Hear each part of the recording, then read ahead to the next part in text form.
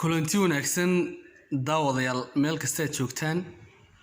oo walaalkiin Muxsin waa galabnimo Jimca galabta waxa ila fadhiya Abwaan Cabdi Dhuux Cabdi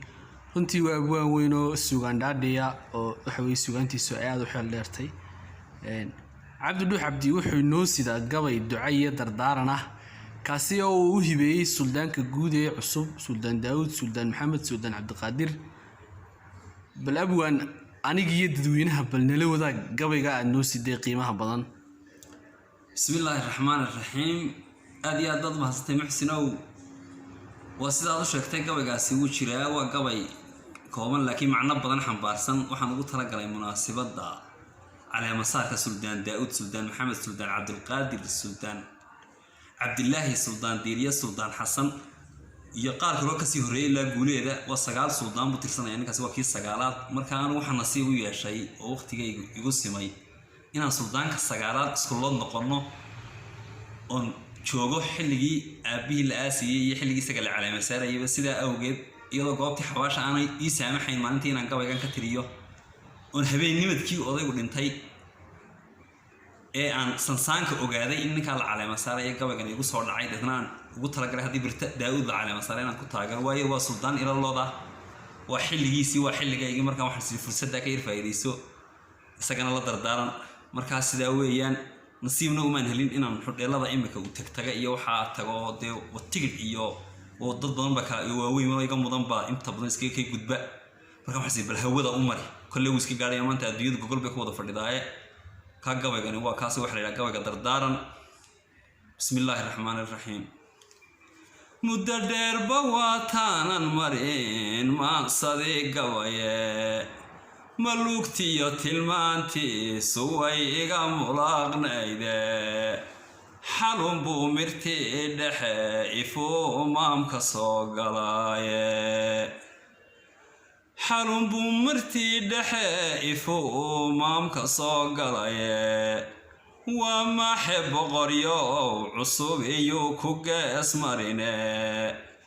murti dhaxal galiyabaan sida weedha meel marahe maskaxdiya dhagaay furo maqal dabuubtayda maskaxdiya dhagaay furo maqal dabuubtayda mansabkaad nasiibka u heshee maanta lagu saaray meeqaamkan weyn iyo kursiga lagu muhiimsiiyey maansadu ma koobtee haddaan meela ka asteeyo muslimnimo ku dayashaadu tahay mahad ilaahaye afrikaanka mahadhaadu tahay midhi iyo taariikhe inta deer madowbaad u tahay maamul loo xulaaye inta deer madowbaad u tahay maamul loo xulaye madliceenna geeskaad u tahay nuur ka soo mudhaye Soomaali madal baad u tahay duciya maamuuse milga reer Isaaq baad u tahay lagu majeertaaye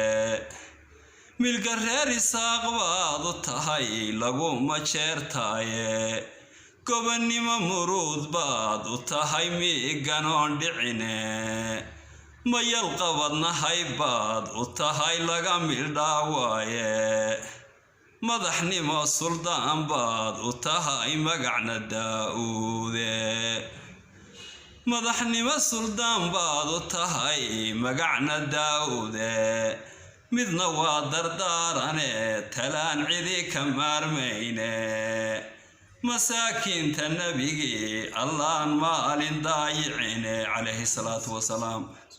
waa muran laynu aabbaha maxasuronaaye malkadu awowga ka soo baxay hamoogaane kuwa balada miista xaqay ka malmalayaane nin munaafiqiyay ku hodin koox muraad lihiye nin munaafiqiyay ku hodin koox muraad lihiye waa gabayga dardaaranka ah marka insha Allah inuu gaaraan rajaynay aad iyo aad baad abwaan Cabdi Dhuux Cabdi mahadsan tahay waan rajeynayaa gabaygan qiimaha badan leh inuu gaari doono Suldaan Daawud Suldaan Maxamed. daawadayaal intaynu barnaamijka mid la mid ah ku kulmi doonno waxaan kaga tegaynaa nabadgelyo iyo amaano Allah.